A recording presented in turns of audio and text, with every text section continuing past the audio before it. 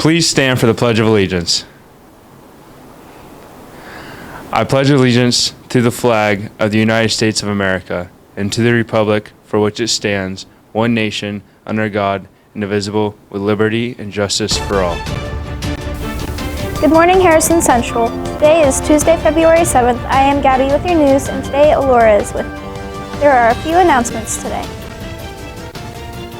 The 8th grade field trip to the Harrison Career Center will be on March 1st. Please pick up an application in the guidance office from Mr. Richards. All forms are due back by February 28th. If you do not have a slip in, you will not be able to go. Anyone who would like to attend either the Belmont or Harrison Career Center next year, please see Mr. Richards to fill out an application.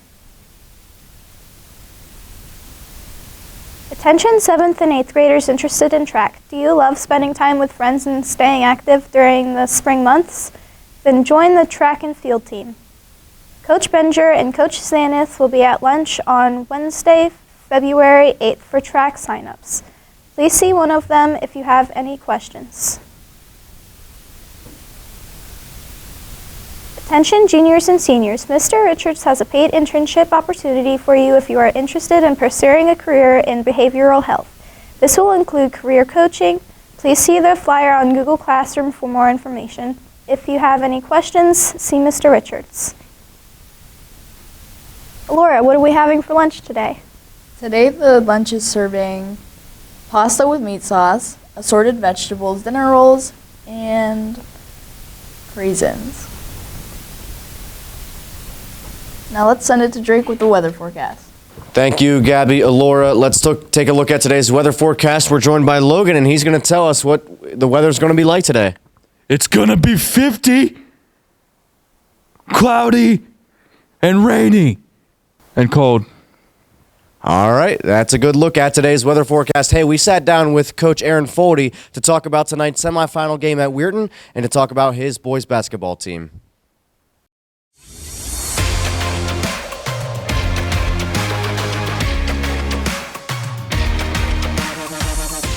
Coach, congratulations on the Buckeye 8 championship. What does it mean to drive your team to that championship, and how'd you guys come out with that? It felt awesome. I think it was a great experience for us, and experiencing the Buckeye 8 in the atmosphere, going on the road, especially playing an undefeated team. I thought it was a great challenge for us, and we really lived up to it, and we brought high urgency and energy in the game, yeah. Now, just a young coach, you graduated in 2016 from high school. How does it feel to bring your team this far at such an early stage? I think all the experience that I've had already at a young age, and then playing college basketball, learning from Joe Wallace, who coached 10 years at the Division I level, coached with Wojcik at Tulsa, Charleston, and San Jose State, and actually he's helping out Izzo at Michigan State right now. So just learning from him and coaching with him my senior year. Did not play my senior year, and I was on the coaching staff. And just learning from him and learning from different college coaches was a huge help. And just bring that knowledge to Harrison Central. Now, this is your second stint. You were here a couple years ago in 2020, 21 as an assistant. Now you're the head coach. What kind of adjustments did you make from Coach Clifford's squad? I think one positive of that is knowing these guys coming in here and expecting a lot out of them.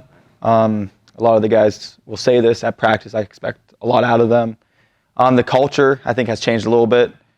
Then the atmosphere that I bring is this high urgency, energy at practice. We go through a system. We have the clock running, and it's really broken down into multiple steps, and I really like to break things down, especially preparing them for games. I think our scout days are a great practice for us. So preparation is key, then also the culture and the togetherness we have this year.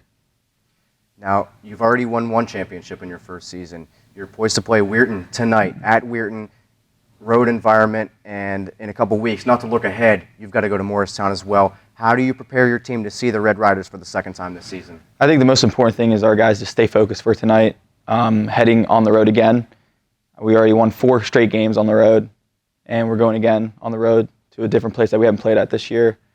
It's going to be a tough environment, but I think playing them once helps, then also knowing what we need to fix, watching film and knowing what position we need to be at defensively, what we need to do differently and having a different game plan going into this game tonight. And I think that our guys are ready to go after yesterday's practice and just ready to get after it. Now, we've talked about the journey that you've been on to get here to Cadiz.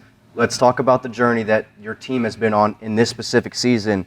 Started hot, went on a little bit of a slump. You're playing your best basketball of the season, though, right now. How did you get this far? I think that's the most important thing. We always, as coaches, and what I've learned is you progress as the season goes on, and it's the perfect timing for us to peak.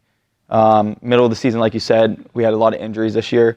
Jace Madzai had an ankle injury. Cabot Arbrough has been playing with a hurt ankle injury, and I think he's finally healthy. In sickness, a lot of guys were sick over Christmas break. Yeah. I was sick. We just really fought through a lot, and it shows our resilience as a team. Just keep fighting and battling. A lot of the time this year, it's not fun, but we go down early, and we just keep battling and coming back. At Bel Air in the middle of the season, we were down by 21 and a half, and we told them at halftime, hey, they're going to shoot, and we're just going to keep coming back at them, keep chipping away at that lead. And I told them by the 3-minute mark in the third quarter, we should be down by 10. Right. And we were down by, I think, 7 at the 3-minute mark. And just setting those goals for the guys and their resilience and fighting back has really improved this whole season. So I think our energy and the way that we fight on the court and effort is never a question with this team, which I love. Now, you talked about, obviously, your players. You want them to focus on tonight, Weirton. It's the main goal, tunnel vision. Yeah. As coaches, how much do you look at this game in comparison to the potential matchup on Saturday? Obviously, Indian Creek you've played before. East Liverpool you've played before.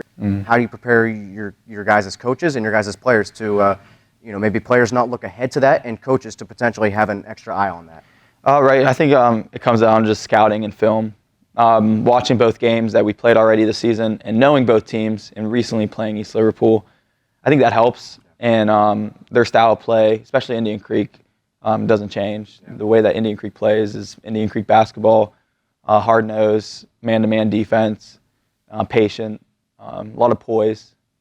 So preparing for them, we know what's going to come. But I think for us tonight, if we get tonight, then Wednesday we go from there and just prepare. And speaking of Indian Creek, you playing there as a high school athlete not so long ago, you're kind of a fan favorite around here. Such a younger coach, you can relate to these players so much more than maybe some of the other coaches around the valley. How do you relate to your players, and how do you get your guys to get fired up for each game? I think building a rapport is the most important thing. Trust. We always talk about trust. Once they felt that trust with me this season, then I get the most out of them. So building that rapport, building that knowledge, my knowledge, experiencing different experiences in my life, playing in the OVAC games. My freshman year, that was the only chance I got to play for the OVACs. So tonight's going to be special, and for me, I never won an OVAC.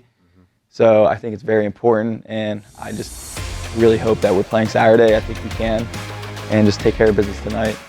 All right, well, we wish you luck tonight. I appreciate it a lot. Thank you.